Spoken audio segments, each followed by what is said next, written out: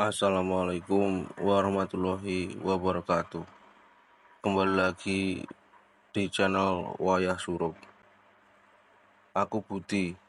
Setiap hari berjualan pentol di bundaran Jalan Anyar. Tempat itu ramai pedagang.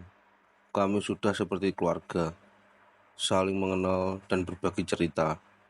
Ada Mas Danang, si penjual batagor, Pak Joko yang berjualan sate tahu, Mbak Santi dengan es teh jumbonya, serta pasangan Pak Agung dan istrinya yang menjual nasi jotos.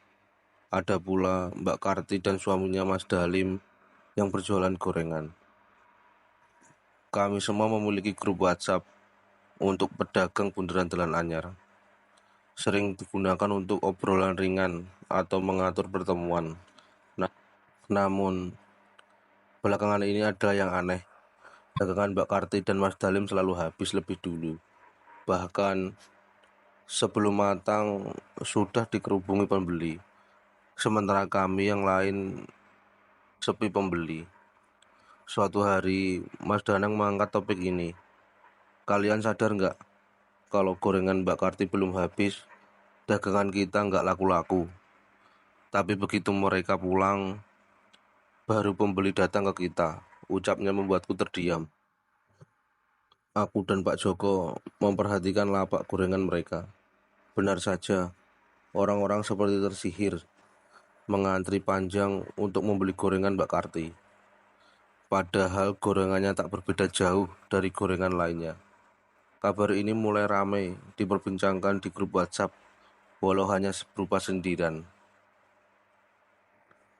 Suasana semakin ganjil ketika Mas Danang mengatakan ia pernah melihat sesuatu di sekitar lapak Mbak Karti saat tengah malam. Kemarin, pas aku ambil gerobak yang ketinggalan, aku lihat ada bayangan besar di dekat lapak mereka. Nggak tahu apa itu, tapi serem, katanya dengan nada serius. Keesokan harinya, aku mendengar kabar dari Pak Agung. Ia bilang pernah mendengar suara-suara aneh dari lapak Mbak Karti saat hujan deras. Kayak suara orang menangis, tapi nggak ada orang di sana, ujarnya. Ketika malam pertemuan para pedagang, suasana semakin tegang. Mas Danang dengan lantang mengungkapkan kecurigaannya. Aku yakin ada yang nggak beres. Kita semua merasakannya. Jangan-jangan mereka pakai pesugihan, katanya. Semua terdiam. Tak ada yang berani mengiyakan. Tapi wajah mereka menunjukkan hal yang sama, ketakutan. Aku sendiri tak ingin berpikiran buruk. Namun, suatu malam, aku tak sengaja melihat Mas Dali membawa sebuah bungkusan hitam ke arah sungai kecil di dekat bundaran. Ia terlihat seperti membuang sesuatu sambil berkumut-kamit. Rasa penasaran mendorongku untuk mengintip lebih jauh. Saat mendekati tempat itu, aku mendengar suara-suara aneh, seperti desahan makhluk besar yang tak terlihat. Ketika aku mencoba melihat lebih jelas, aku terpleset dan terjatuh ke tanah. Mas Dalim menoleh ke arahku dengan tatapan tajam, seolah menyadari keberadaanku. Aku langsung kabur tanpa menoleh ke belakang. Esoknya, aku merasa takut untuk kembali berjualan. Namun, hidup harus terus berjalan. Anehnya, sejak kejadian itu, gorengan Mbak Karti tak lagi seramai dulu. Bisik-bisik di kalangan pedagang menyebutkan bahwa ada seorang warga yang mendengar suara keramaian di lapak mereka tengah malam. Padahal mereka tidak sedang berjualan. Hingga kini, misteri pesugihan Mbak Karti dan Mas Dalim masih menjadi tanda tanya.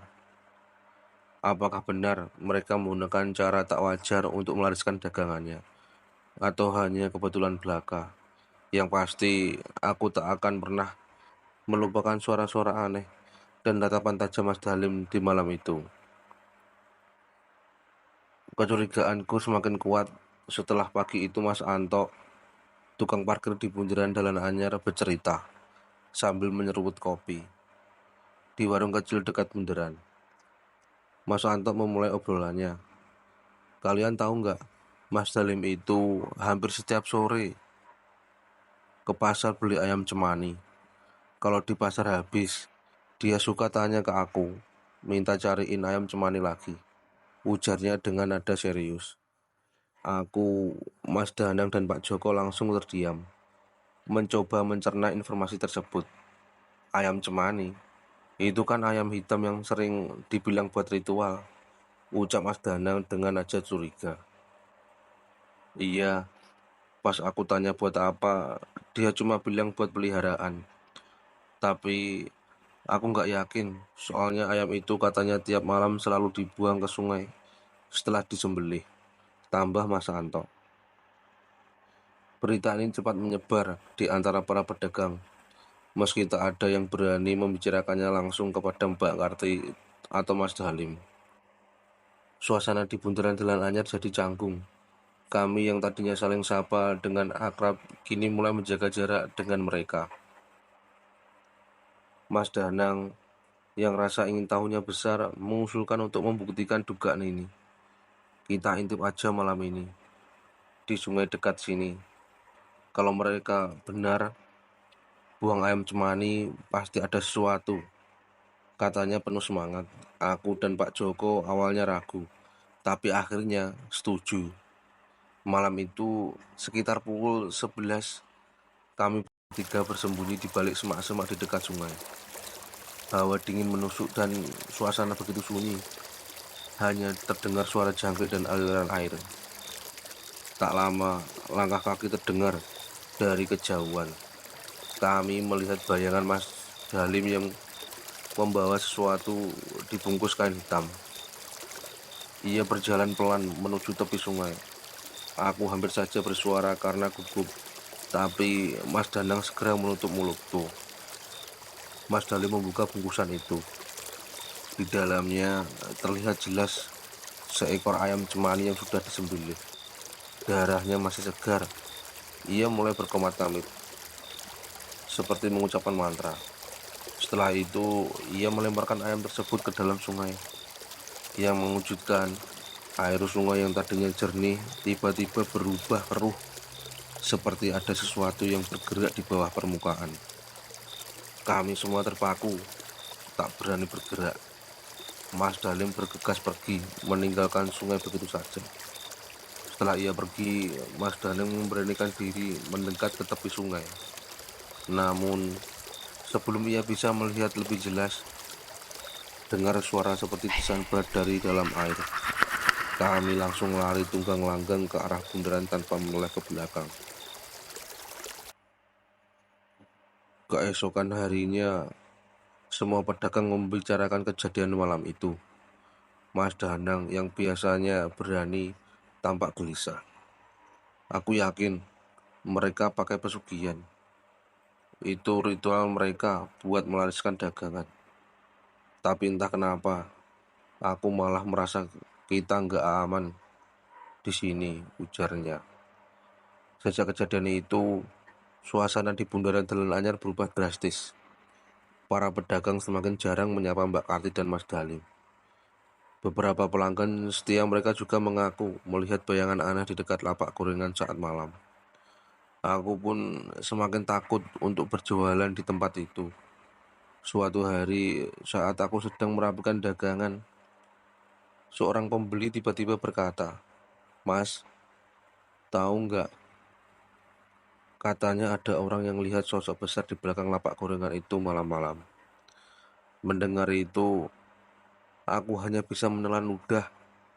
Hingga kini, misteri ayam cemani dan pesugihan Mbak Karti dan Mas Dalim masih menghantui para pedagang bundaran Jalan Anyar. Kami hanya bisa berharap agar semua kembali seperti dulu, normal, tanpa ketakutan atau kecurigaan. Setelah malam itu, suasana bundaran Jalan Anyar semakin mencekam. Para pedagang saling waspada, dan pembeli mulai berkurang. Desas-desus tentang Mbak Karti dan Mas Dalim menjadi buah bibir, bahkan sampai keluar bundaran.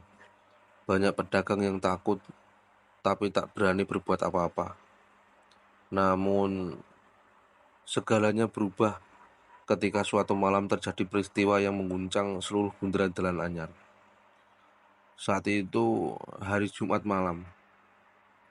Sekitar pukul 10, beberapa pedagang sudah berkemas, termasuk aku.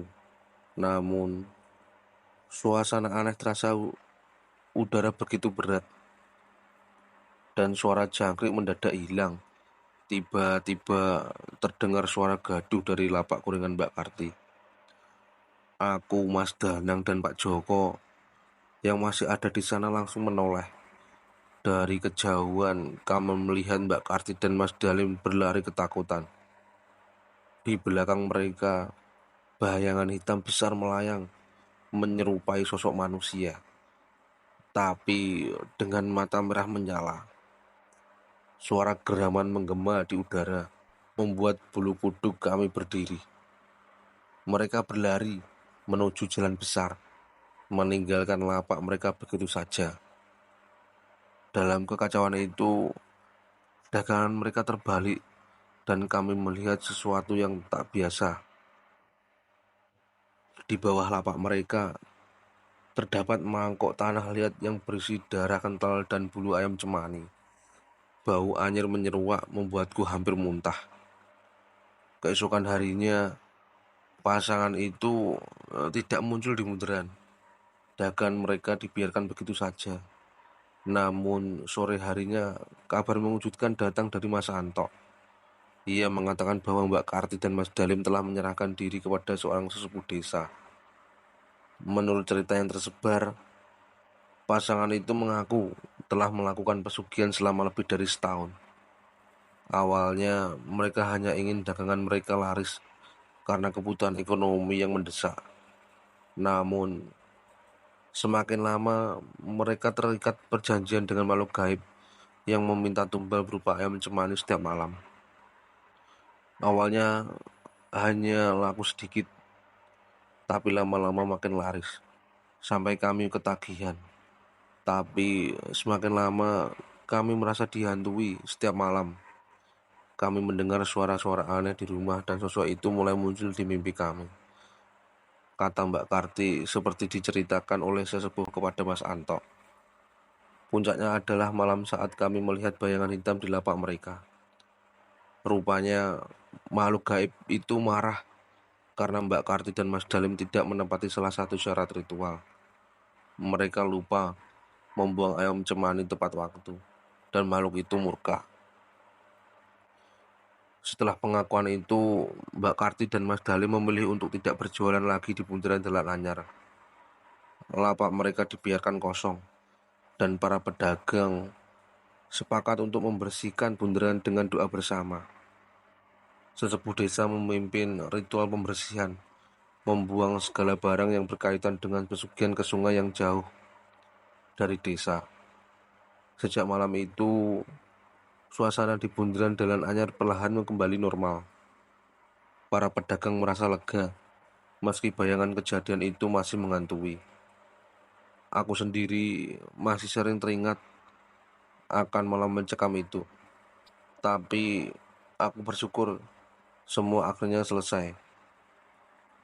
Kini bundaran Jalan Anyar kembali ramai dengan pembeli. Namun cerita tentang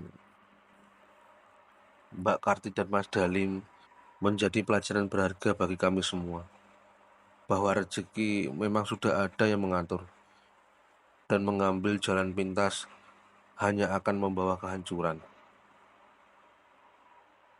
Sekian, semoga terhibur.